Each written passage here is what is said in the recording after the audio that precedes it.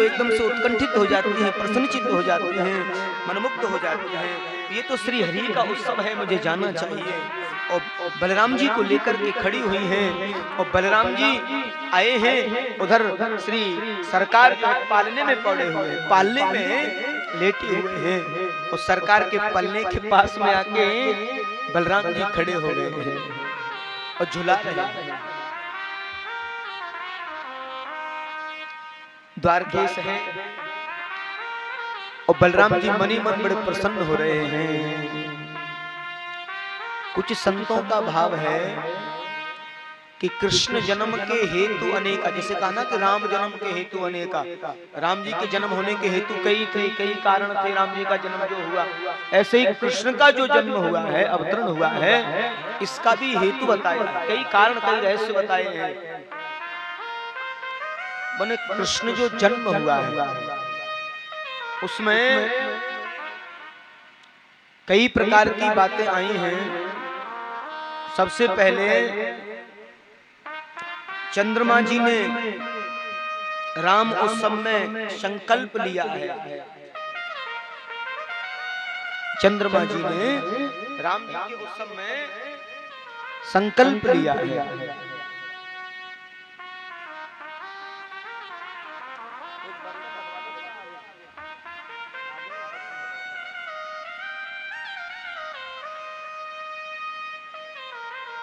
राम जी के उत्सव जब हुए तो उस समय सूर्य चंद्र सभी देव सब लाइन में लगे हुए थे, सब लोग लाइन में थे। और लाइन में जब लगे हुए थे तो होता क्या है, उस समय सूर्य नारायण ठहर गए, दोपहर का समय था और वैसे भी दिन के ठीक 12 बजे तो सूर्य बिल्कुल सर पे ही होता है, अपना प्रभाव दिखाता है। और भी ठहर गए उस दिन, हाँ देर तक। तो दर्शन की लालसा है, लाइन में लगे हुए हैं और दर्शन की लालसा लेकर के और ठहर गए। अब तो चंद्रमा जी पीछे, चंद्रमा जी बोले सूर्यदेव जी आप थोड़ा सा आगे बढ़िए ना, पीछे और भी लगे हुए लाइन है, सरयू तक लाइन लगी थी। हाँ देवता लोगों की लाइन, सबसे आगे सूरज, उनसे पीछे चंद्रमा जी और अन्य जो देवता सब लोग लगे हुए हैं। चंद्रमा जी बोले सूर्यदेव जी दर्शन हो गए हो तो हमें भी करने हैं, आप भी थोड़ा सा आगे बढ़ जाइए। सूर्य नारायण ने ऐसे आंखें निकाल के कहा क्यों, हमारे घर का उत्सव है, हम अपने हिसाब से चलेंगे, अपनी मर्जी से मनाएंगे, जब तक मनाना है तब तक मनाएंगे। ये भी कोई बात हुई? अरे हमारे घर का, हमारे परिवार का उत्सव है, मेरे वंश का मामला है, मेरे कुल का मामला है, क्योंकि सरकार जो आए हैं वो सूर्य वंश में आए हैं। हाँ और सूर्य नारायण ने ये उनको बोल दिया कि हम अपनी मर्जी से जाएंगे। तो चंद्रमा जी को बड़ा कष्ट हुआ और चंद्रमा जी उस श्रृंखला में से निकल करके और एक वृक्ष की छाया में जाकर के विराजित हो गए और बड़े उदास बैठे हैं। और प्रभु ने देखा, चंद्रमा जी से कहा चंद्रमा आप उदास क्यों हो? बोले प्रभु आप देख तो रहे हो सूर्य नारायण की इतनी जो जबरदस्ती चल रही है, हाँ अब अपने सामने किसी को मानते ही नहीं, हाँ किसी को मानते ही नहीं, हमें दर्शन भी नहीं करने दे रहे हैं। उसी समय अच्छा बोले हाँ हमें ये और बोल दिया है कि मेरे कुल का मामला है, मेरे परिवार का मामला है, मेरे वंश का मामला है, ये और बोल। अब इससे ज्यादा दुख और क्या होगा मेरे लिए, मेरे जीवन में? आपके दर्शन भी नहीं कर पा रहा हूं बाल स्वरूप के में, बाकी तो रोज करता हूं, लेकिन बाल रूप में जो दर्शन आपके मुझे प्राप्त करने हैं अब वो तो तभी होंगे, सूर्य हटे तो दर्शन हो, नहीं तो दर्शन नहीं हो। उसी समय भगवान नारायण कहते हैं चंद्रमा जी मन बिल्कुल छोटा न करो, तुम्हारी इच्छा भी अवश्य ही पूरी होगी, पर थोड़ा सा इंतजार करना होगा, थोड़ा सा इंतजार करना होगा। तो कृष्ण जन्म के हेतु होने का। बोले अब की बार मैं सूर्य वंश में आया हूं और अगली बार जब आऊंगा तो मैं चंद्र वंश में आऊंगा, मैं चंद्र वंश में आऊंगा। और मेरा जो नाम, जो ये राम में, राम के रूप में मैं आया हूं, चंद्रमा जी आपका अपमान नहीं होने दूंगा। मेरे जो नाम की शोभा है वो आपके नाम से बढ़ेगी। अब की बार सूर्यवंश में, अगली बार चंद्रवंश में, और अभी जो आपको मिलने वाला है सम्मान वो ये मिलने वाला है कि मेरे नाम के आगे आपका नाम जरूर लगाया जाएगा। हम क्या लगाते हैं? भगवान का नाम, श्री राम चंद्र, श्री राम चंद्र। तो चंद्रमा जी को बड़ी खुशी हुई और ये वही तपश्चर्या इधर भगवान चंद्रवंश में आए हैं और रोहिणी नक्षत्र है, चंद्रवंश है। जब दिन के ठीक 12 बजे आए, भगवान बोले अब की बार दिन के ठीक 12 बजे आया हूँ और अगली बार जब आऊंगा तो रात के 12 बजे आऊंगा, इसलिए तुम्हारा ही समय होगा और तुम ही उस समय आगे होंगे। हाँ हाँ, ये वर्णन बढ़िया है। उधर जिस समय जनकपुर आए थे रघुवर सरकार, तो जब जनकपुर में आ गए, जिस रात्रि में ठहरे आकर के बगीचे में, उस रात यानी अगली रात को जनकपुर में जो धनुष यज्ञ का आयोजन था, उससे बिल्कुल एक रात्रि पहले की ये घटना है कि रघुवर सरकार और छोटे भैया लक्ष्मण दोनों ने गुरुजन की सेवा की, गुरुजी की, और गुरुजी की सेवा में अर्धरात्रि हो गई। गुरुजी ने कहा भैया सो जाओ, अब कल सुबह हमें उस सब में जाना है और अब तुम आराम करो। तो रघुवर बोले गुरुजी चरण सेवा और कर लेते हैं, काफी थक गए हैं, काफी चले हैं, दूर से आए हैं गुरुजी। तो पहले परंपरा थी गुरु शिष्य परंपरा, शिष्य लोग गुरुजनों की सेवा करते थे, चरण सेवा। हमारी जो गुरुकुल पद्धति रही है उसमें गुरुजनों की सेवा की जाती है। गुरुकुल पद्धति गुरु के प्रति आदरत्व का भाव होता है और गुरु को शिष्य के प्रति शिष्यत्व का भाव होता है। गुरु और शिष्य ये बड़ा अद्भुत संबंध होता है। तो अब गुरु को भी दया भाव हो शिष्य के प्रति। अब शिष्य जो है गुरु के प्रति समर्पित है और गुरु के मन में शिष्य के प्रति कोई भाव ही नहीं है, ये भी ठीक नहीं है। कई बार ऐसा होता है कि शिष्य सेवा कर रहे हैं, खूब कर रहे हैं, खूब कर रहे हैं, और गुरुजी को पता ही नहीं है सेवा हो रही है कि नहीं हो रही है। गुरुजी को भी चाहिए कि शिष्य की सेवा पर ध्यान दें। ज्यादा कुछ लगे तो अरे बस अब आप परेशान ना हो, आप परेशान ना हो, सब ठीक है, कोई दिक्कत नहीं है। ये गुरु का हृदय होना चाहिए। कई बार ऐसा होता है, एक कथा मुझे याद आती है, एक कहीं कोई नए शिष्य आए विद्यालय में, नए शिष्य, और नया नया कोई शिष्य बनता है ना तो काम ज्यादा लिया जाता है, सबसे ज्यादा। कोई नया शिष्य बने तो जो गुरु लोग होते हैं वो भी, और जो सीनियर जो गुरु भाई होते हैं वो भी। हाँ सीनियर जो गुरु भाई होते हैं, हाँ अरे आप ये करिए, अच्छा आपको ये करना है, अच्छा बताइए। गुरुजी बताएंगे एक काम और गुरु भाई बताएंगे 4 काम। नया नया है ना, और पुराने जब हो जाते हैं तो फिर हुकूमत चलती है? तो अब चेला राम आए नए नए, गुरुजी ने नाम रख दिया बालक रामदास। अब गुरु ग्रह में नाम भी बदल जाता है। अच्छा तुम्हारा नाम हम प्यार से रखेंगे, रखो गुरुजी। बोले तुम्हारा नाम है बालक रामदास। हाँ ठीक है गुरुजी, आपकी जैसी इच्छा। और गुरुजी ने नाम रख दिया अब रोजाना, अच्छा अब शाम को चरण सेवा में रामदास तुम्हें आना है।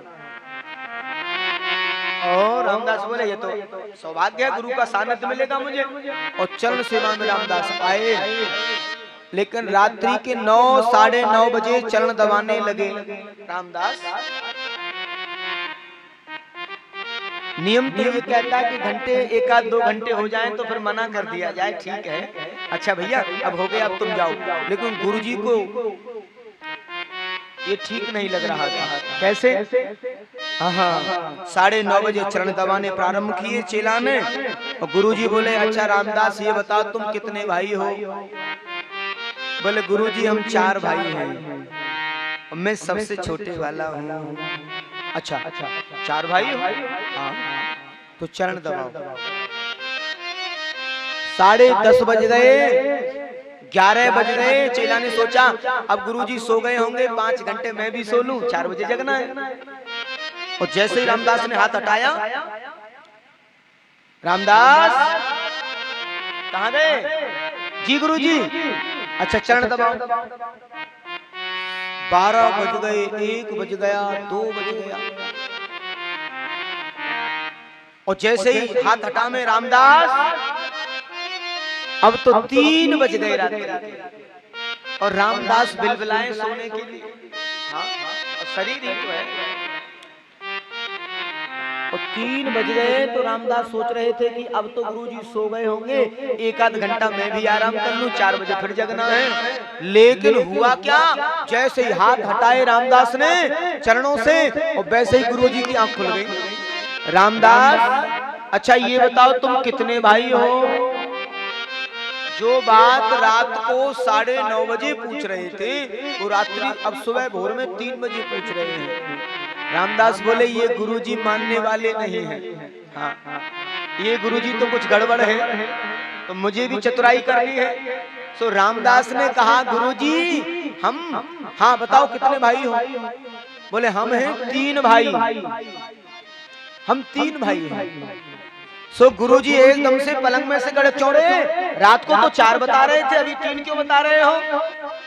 जब रात को बता रहे थे तो 4 बता रहे थे, अभी 3 क्यों बता रहे हैं? रात्रि जब थी तो तुम 4 बोल रहे थे और अब 3 बता रहे हो, ये क्या मतलब रहा? तो चेला बड़ा चालाक चतुर था। पांडे जी चेला बड़ा चालाक, हाँ बड़ा चतुर चेला। चेला बोला गुरुजी मैं 3 इसलिए बता रहा हूँ क्योंकि मैं अगर ऐसे ही सेवा में लगा रहा तो मैं तो बचने वाला हूँ नहीं, इसलिए पहले ही 3 बता देता हूँ। हाँ 4 बताने की जरूरत क्या है? तो गुरु को चाहिए शिष्य के प्रति आदरत्व का भाव, शिष्यत्व का भाव। हाँ, अब यहाँ दोनों भाई मिल करके सेवा करते हैं और विश्वामित्र मुनि ने सुलाने को कहा भैया अब तुम सो जाओ। हाँ, बहुत रात्रि हो गई, क्योंकि गुरु से पहले जगतपत जागे राम सुजा। गुरुजी से बाद में सोते हैं और गुरुजी से पहले जगते, गुरुजी के बाद में सोते हैं और पहले जग जाते हैं। लेकिन आज क्या हुआ, हम उसी कथा पर आते हैं। आज हुआ क्या कि आज लक्ष्मण जी राम जी के चरण दबा रहे हैं। बड़े भैया पिता तुल्य होते हैं, दादा दाऊ। तो बड़े भैया के चरण दबा रहे हैं और लक्ष्मण धाम सुराम प्रिय सकल जगत आधार। लक्ष्मण धाम सुराम प्रिय कहते हैं लक्ष्मण माने उनका जीवन का जो लक्ष्य है वो राम के चरणों की सेवा है। उनके जीवन का जो लक्ष्य है ये लक्ष्मण नाम का अर्थ निकलता है।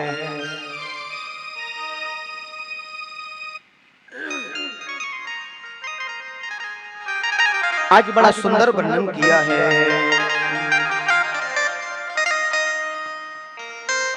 आज लक्ष्मण जी चरण दबा रहे हैं और चरण दबाते दबाते राम जी ने कहा अब लक्ष्मण सो जाओ। लक्ष्मण बोले भैया और दबा दो। दोबारा कहा लक्ष्मण सो जाओ। लक्ष्मण के मन में एक बात जगी है इस रात्रि में कि कल स्वयंवर होगा और कल ये सेवा मुझे मिलने वाली नहीं है। कल ये सेवा मुझे देखिए, जो लिखने वाली राशि है उसे लिखवाएं और जो वैसे रखने वाली उसको यहाँ रखवाएं, ठीक है ना? हाँ तो वैसे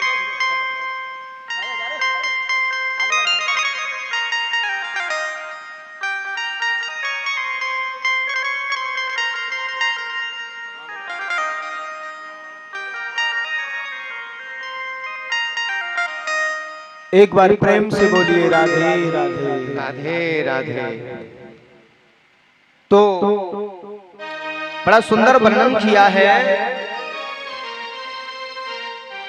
राम जी ने मना किया लक्ष्मण सो जाओ, और लक्ष्मण जी के मन में विचार है कि आज की रात है मेरे लिए मेरे पिता तुल्य भाई की सेवा। क्यों?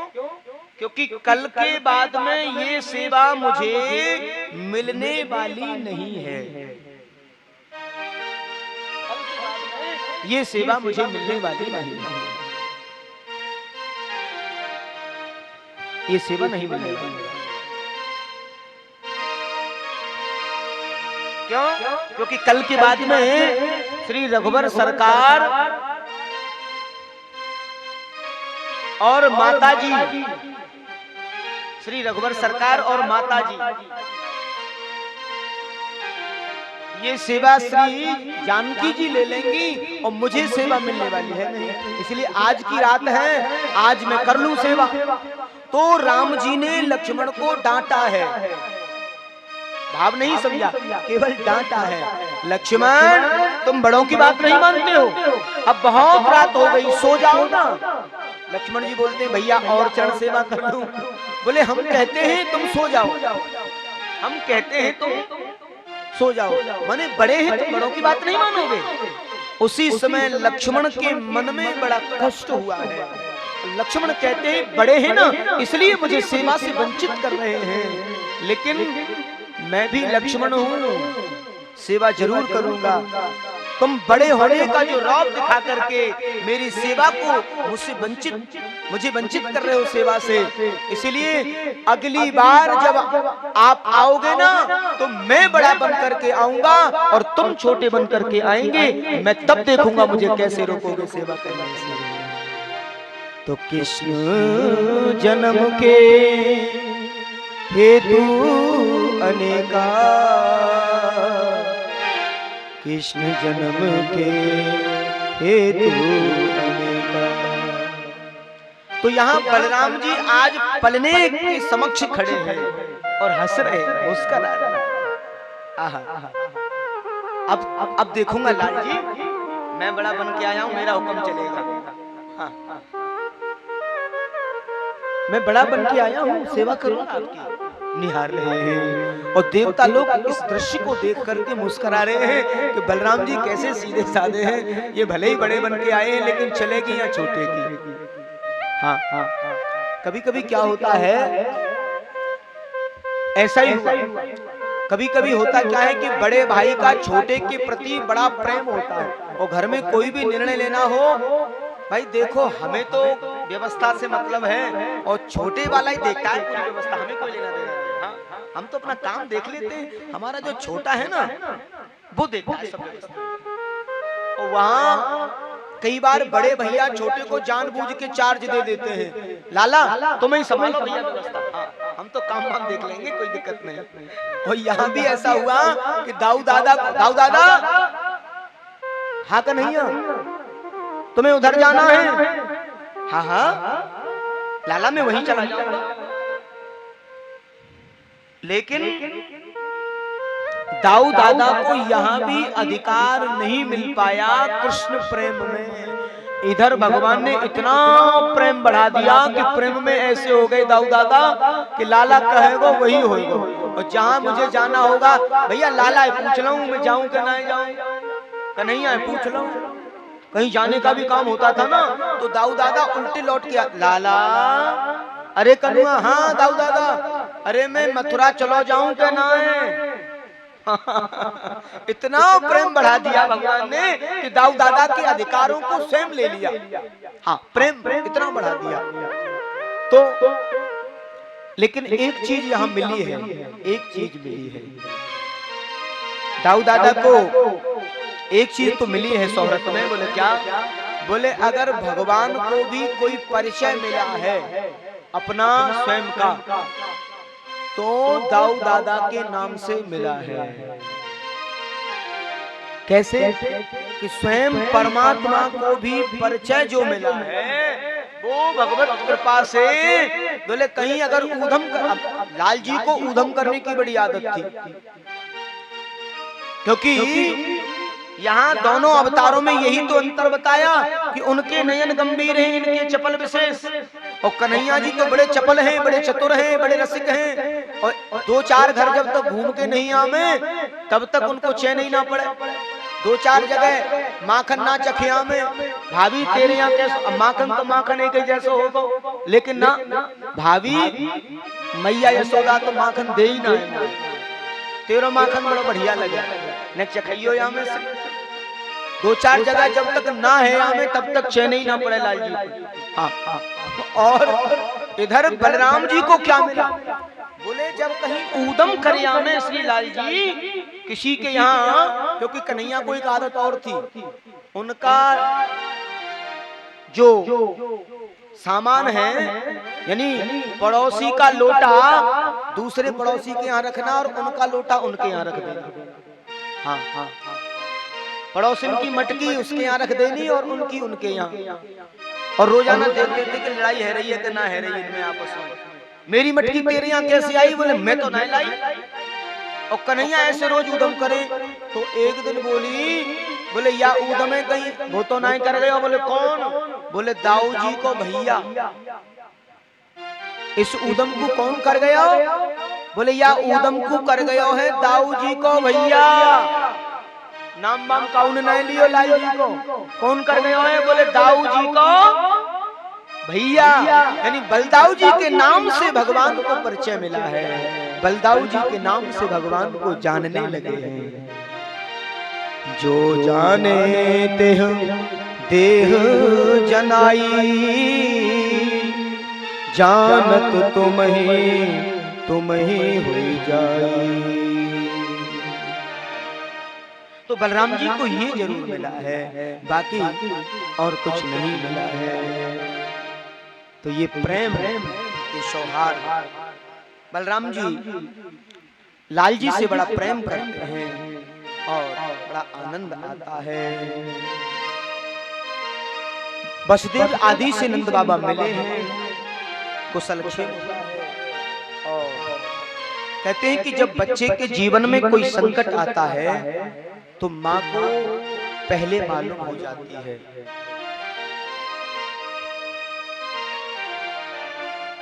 करगह के करहु नहीं तो उतारता,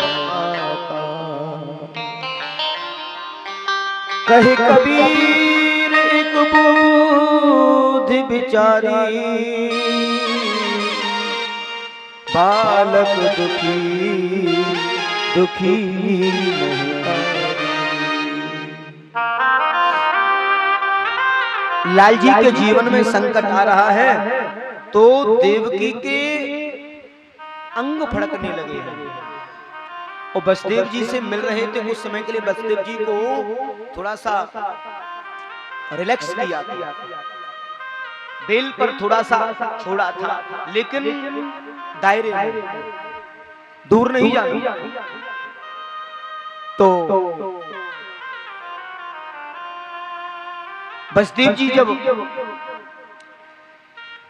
मिले हैं नंद बाबा से तो आपस में बड़ी बातें हुई हैं और नंद बाबा जी कहते हैं भैया वसुदेव,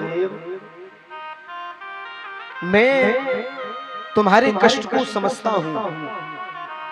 ये बड़ी हृदय प्रदारक बातचीत हुई है, बड़ी हृदय को रुलाने वाली बातचीत हुई है, बड़े ध्यान से सुनना है। दोनों भैया जब मिले हैं, दोनों भैया मिले हैं तो दोनों में आपस में बड़ी चर्चा हुई है, नंद बाबा और वसुदेव जी। नंद बाबा कहते भैया मोकू ये बात सुनकर के बड़ो कष्ट भयो कि तेरे 6 बच्चों को दुष्ट कंस ने मार दिया।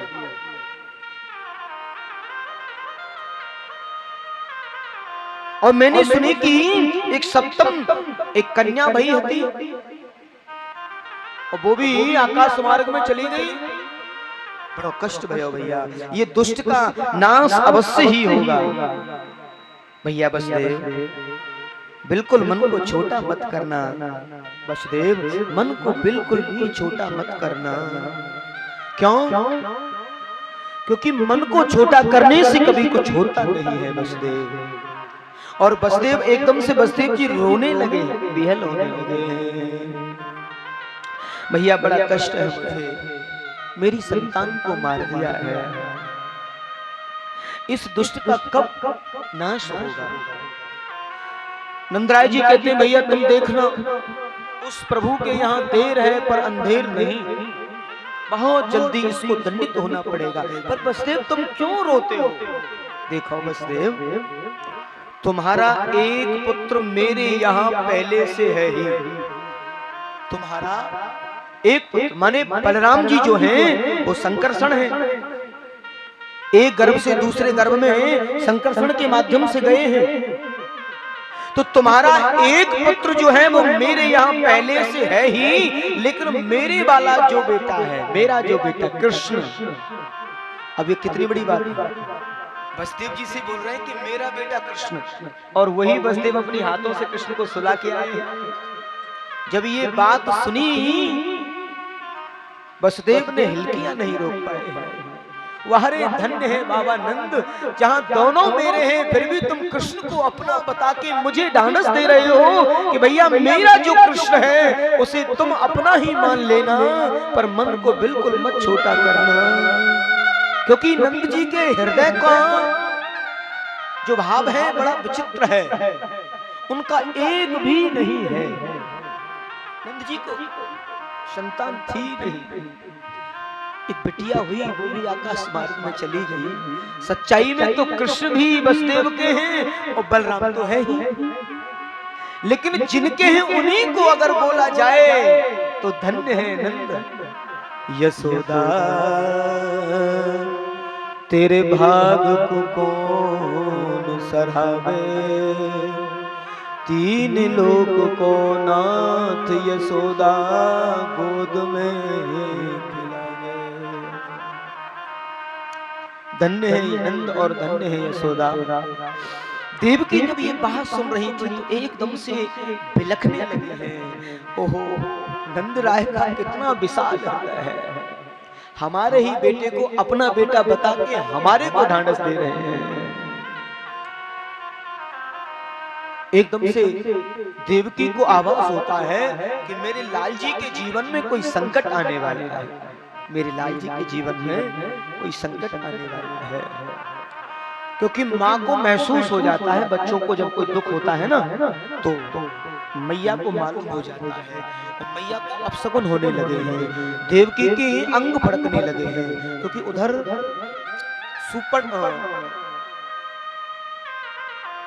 उधर उस समय पूतना भगवान को मारने के लिए आ रही है, भगवान को मारने के लिए आ रही है। यानी इतना बड़ा संकट, इतना बड़ा घोर संकट बच्चे के जीवन पर होने वाला है।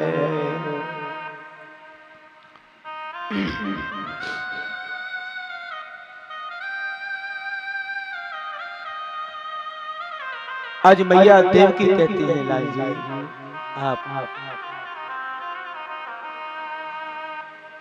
आज मुझे लगता है मेरे लाल के जीवन में कुछ परेशानी है, मेरे लाल के जीवन में कोई कष्ट है। आप जेठ जी से कहो कि जल्दी से चले जाए, जल्दी से चले जाए, देर नहीं, जल्दी से चले जाए। अब वसुदेव जी कैसे कहें, माँ का वात्सल्य कैसे कहें नंदराय जी से, ये कह के टाल देंगे अरे ये तो लेकिन वसुदेव जी ने दूसरा तरीका अपनाया। वसुदेव जी ने कहा भैया मुझे कुछ ऐसा महसूस होता है कि गोकुल में कोई विघ्न होने वाला है, गोकुल में कोई विघ्न होने वाला है। ओ भैया तू कहां को जोशी बन गए हो रे? नंदराय जी कहते हैं वसुदेव जी से, वसुदेव तुम कहां को जोशी बन गए हो? ज्योतिष वोतिष सीख ली है क्या? एस्ट्रोलॉजी सीख ली है क्या? मैं चोखे नीके समस्त प्रजनों को छोड़ के आयो हूँ, समस्त ब्रजवासियों को छोड़ के आयो हूँ, चोखो नी को छोड़ के। एक बार प्रेम से बोलिए राधे राधे राधे राधे। आचार्य सुखदेव कहते हैं राजन कितनी विचित्र व्यवस्था है। और जैसे ही श्री वसुदेव जी ने ये कहा तो नंदराय जी ने मना, बोले मैं अभी सबको बढ़िया छोड़ के आया हूँ और क्यों चिंता कर रहे हो, कोई ऐसी बात नहीं है, सब खेल रहे थे, मस्ती मार रहे थे, सब उत्सव मना रहे थे, ऐसी कोई भी बात नहीं, चिंता का कोई विषय ही नहीं है।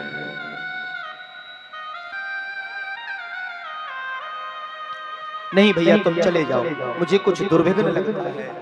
और नंदराय जी को जब ज्यादा कहा तो नंदराय जी गए हैं और बड़े भाव से पहुंचे हैं गोकुल में। उधर कंस ने पूतना को भेजा है और पूतना को तैयार किया है।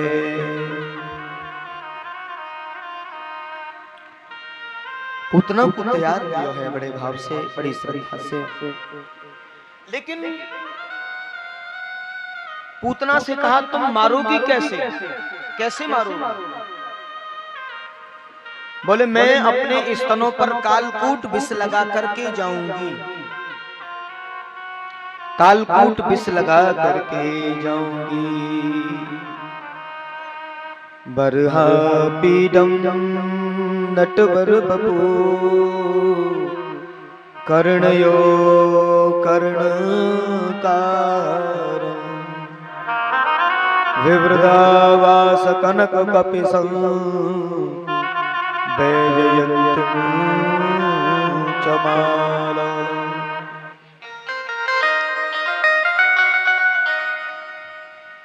ऐसे दिव्य मनोहर भगवान का दर्शन जिसके लिए लोग तरसते हैं, उसे मारने को पूतना आई है कालकूट विष लगा करके।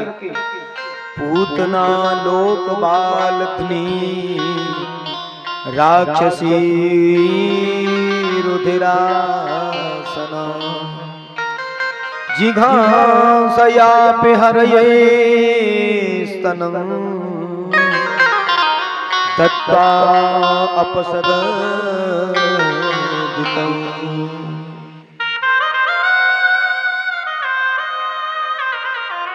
देखो पूतना का नाम भी बढ़िया नहीं है और पूतना का काम भी बढ़िया नहीं है। नाम भी बढ़िया नहीं, काम भी बढ़िया नहीं और पहचान भी बढ़िया नहीं। काला काला चेहरा, बड़े बड़े दांत, बड़े बड़े नखरे। कंस ने पूछा तुम इतनी भयानक हो, तुम मारोगी कैसे? बोले जितने भी बच्चे 1 महीने से 6 महीने की अवस्था में हैं, मैं सबको घरों में जा जा करके स्तनपान कराऊंगी और जो मेरा स्तनपान करेगा वो मर जाएगा और उन्हीं में से कोई एक होगा कृष्ण नाम का कोई तुम्हारा काल, वो भी मर जाएगा। चिंता क्यों करते हो? बोले ये तुम्हारा इतना भयानक चेहरा, इसका क्या करोगी? कैसे छुपाओगे? कैसे छुपाओगे? बोले इसे तो मैं छुपा लूंगी, तो काला काला चेहरा है, बोले इस पर मैं प्लास्टर लगा के चली जाऊंगी। ज्यादा काला चेहरा है तो मैं प्लास्टर लगा लूंगी, सौंदर्य प्रसाधन प्लास्टर वो लगा लूंगी और काली से गोरी बन जाऊंगी, क्या दिक्कत है? हाँ? कंस बोले फिर भी तुम्हारे बड़े बड़े ये दांत, बोल इनको मैं थोड़ा सा फिट करा लूंगा, सही करा लूंगा। फिर भी बंगाल में कहावत आती है कि ज्यादा दिखावटीपन छुपता नहीं है, वो जाकर हो ही जाता है। अगर कोई ज्यादा दिखावटीपन करे, आवरण करे तो क्या छुपता है? और एक और बात, भगवान को भी कदापि पसंद नहीं है ज्यादा दिखावटी। हाँ, बंगाल में कहते हैं अति भक्ति चौरेर लखन, ज्यादा दिखावटीपन भी गोविंद को कभी भाता नहीं, कभी भी अच्छा नहीं लगता। हाँ, बोले फिर भी अगर बात नहीं बनेगी तो मैं घूंघट लगा के चली जाऊंगी। पर्दा और घूंघट में बड़े बड़े काम बन जाते हैं। घूंघट में बड़े बड़े कहीं भी कथा हो रही थी। अब एक जगह कथा हो रही थी किसी ग्रामीण क्षेत्र में, और वहां घूंघट की बड़ी भारी प्रथा, और ग्रामीण अंचलों में प्राय ये प्रथा अभी भी है। वैसे सर पर पल्लू होना भी जरूरी होता है, सर पर पल्लू करना जरूरी होता है नारी के लिए। और जो लोक लाज लज्जा का जो विषय है वो आंखों से बताया है। लोक लाज लज्जा तो आंखों में होती है, हाँ, और सर पर पल्लू कर लिया जाए वो अनिवार्य होता है। कई बार ऐसा होता है कि घूंघट सवा हाथ नीचा लगा रखा है बहू ने, और घूंघट में से ससुर जी को गाली सुना रही है। वैसे तो ससुर से घूंघट खींचा हुआ है। हाँ? अब एक दादाजी को थोड़ा सा तेज स्वभाव, पुलिस में से रिटायर हुए होंगे बेचारे। अब पुलिस में जो रहता हो उसका स्वभाव थोड़ा सा कर्कश हो जाता है, बोलते हैं ना ऐसा वैसा, तो कर्कश हो जाते हैं। अब कोई ऐसा कोई दादाजी और बेटे की बहू से रोज आए दिन खटक जाए किसी न किसी बात को लेके, हाँ, और दादाजी बड़े परेशान, क्या करूं मेरी वाणी ऐसी है, मैं बड़ा परेशान हूं। और बाद में शांत हो गए। और दादाजी बड़े परेशान, एक दिन मुंह से निकल, अरे लाली बाल मुकुंद की बहू, तेरे मैया बापन ने कछु सिखायो कि ना सिखायो? हाँ, कछु सिखायो कि ना सिखायो? अब बहू के सामने मायके का अगर नाम लिया जाए तो ससुर हो चाहे कोई हो, सुन कैसे लेगी? हाँ, बहू को आयो गुस्सा, जोर से घूंघट खींचो ऐसे कि आजा बजमारे तेरे ही मूड पे हड़िया फोड़ूंगी। हाँ, आजा।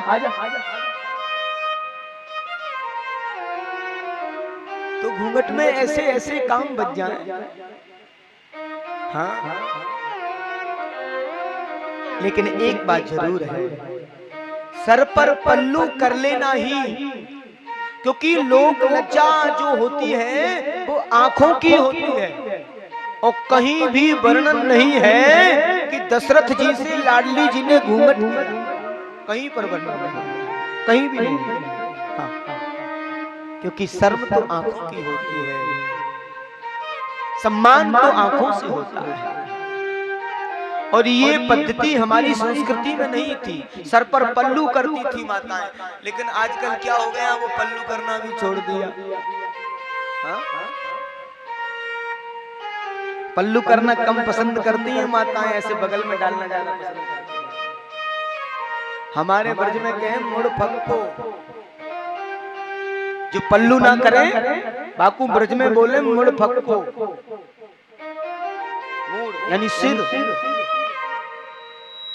सिर पर पल्लू नहीं है तो वो ठीक नहीं है। और वैसे भी हमारी पद्धति कहती है पूजा पाठ के समय, किसी अच्छे कार्य के समय, किसी बड़े कार्य के समय हमें सर पर पल्लू कर लेना अनिवार्य बताया है। एक बार प्रेम से बोलिए राधे राधे राधे राधे।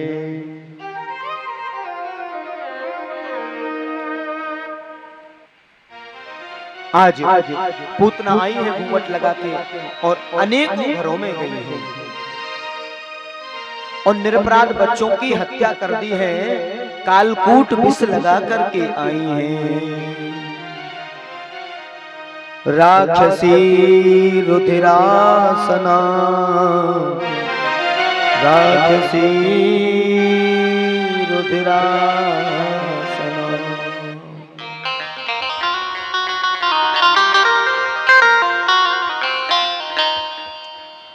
और जैसे ही पूतना भगवान के पास पहुंची है, नंद राय जी के महल में पहुंची है, और श्री लाल जी सरकार पालने में सोए हुए हैं, पालने में पड़े हुए हैं। और यशोदा मैया से मिली, बहन मैं लाला के ताई बधाई देवे आई हूँ, लाल जी को देखवे आई हूँ, समय नहीं मिलो, देर अबेर है गई।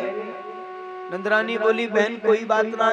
और कभी पुराने समय में कोई पूछता था ना कि ये बालक ये किसका है, तो पुराने जमाने में कहते थे आप ही का है, मतलब ये नहीं हमारा है, आप ही का है। तो यशोदा मैया बोली आप ही का है, खूब आशीर्वाद दो, आप सबके आशीर्वाद से हुआ है, खूब आशीर्वाद दो इसको, ये लंबी आयु पाए, ये बड़ा होकर के लंबी अवस्था पाए, खूब आशीर्वाद दो। हाँ हाँ। तो पूतना ने क्या किया, पालने में से भगवान को उठाया, पालने में से श्री लाल जी को लिया है और निहार रही है।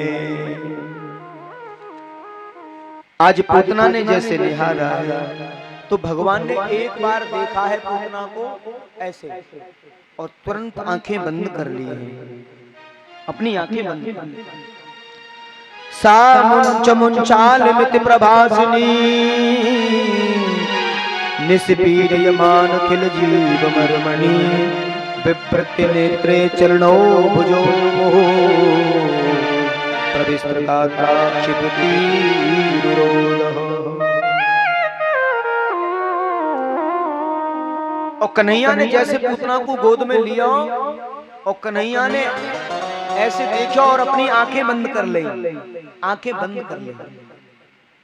संत जन कहते हैं निस्पीड ये माना खिल जीव मरमणि, यानी भगवान ने आंखें बंद क्यों की, क्योंकि भगवान ने इसलिए अपनी आंखें बंद की, संतों ने बड़ा भाव दिया है कि भगवान की एक आंख में चंद्र है और एक में सूर्य है, सूर्य और चंद्र नहीं चाहते राक्षसी को देखना। हाँ, दोनों ने अपने आप को बंद कर लिया है। एक संत इसका और भाव, संत जन कहते हैं कि भगवान विचार करते हैं कि ये मुझे स्तनपान कराएगी और उस पर कालकूट विष लगा हुआ है, और मैं बालक हूं, तो विष का जो असर है मैं झेल नहीं पाऊंगा, और विष पीने की आदत मुझे है नहीं, इसीलिए भगवान आंख बंद कर रहे हैं और श्री नीलकंठेश्वर महादेव को याद कर रहे हैं। हे श्री नीलकंठेश्वर, आप मेरे कंठ में आकर के विराजित हो जाइए। एक संत और कह रहे हैं, बोले भाव ये भी हो सकता है, भाव की लरी, बोले भगवान इसलिए नेत्र बंद किए हैं, भगवान विचार करते हैं कि मेरे कारण कितने निरपराध बच्चों की हत्या कर दी गई, मेरे कारण, मेरे से पहले उन मरने वाले बच्चों की आत्मा की शांति के लिए भगवान ने नेत्र बंद किए हैं। एक संत और भाव देते हैं, एक संत कहते हैं कि भगवान ने इसलिए नेत्र बंद किए क्योंकि भगवान विचार करते हैं कि इस ब्रज में मेरा जो अवतरण हुआ है वो माखन और मिश्री खाने के लिए हुआ है, और माखन मिश्री तो अभी तक मुंह पर आया नहीं है, और ये जहर पहले आ गया। विचार कर रहे हैं कि माखन पहले खाऊं या जहर पहले पीऊं, हाँ, इसलिए विचार कर रहे हैं। लेकिन एक संत ने तो और ही भाव दिया है, एक संत कहते हैं कि शायद भगवान ने इसलिए नेत्र बंद किए हैं, किस लिए कि अहो बकियम स्तन कालकूटम जिघांस पायध पिसादविं लेवे गतिर्धात चिंता किंबा दयालु शरणं व्रजेम।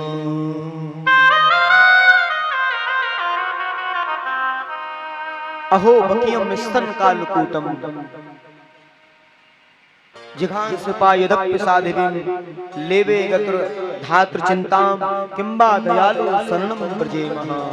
यानी भगवान विचार कर रहे हैं कि पूतना, अब देखिए ईश्वर हमारा कर्म देखता है। भगवान हमारा क्या देखते हैं? भगवान हमारा कर्म देखते हैं कि जीव का कर्म कैसा है, ये कर्म कैसा कर रहा है। हाँ हाँ। तो भगवान कहते हैं कि ये जो कर्म करेगी ये माँ वाला करेगी, क्योंकि बच्चे को स्तनपान कराने का काम कौन करती है?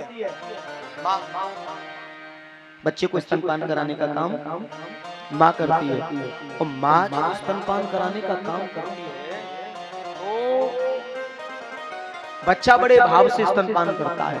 और यहाँ पूतना जो काम करने जा रही है ऐसे स्तनपान कराने जा रही है, और भगवान नेत्र बंद किए हुए हैं, लेकिन स्तन से लग जाते हैं फिर भी नेत्र बंद है, खोल के नहीं देखा, स्तनपान कर रहे हैं।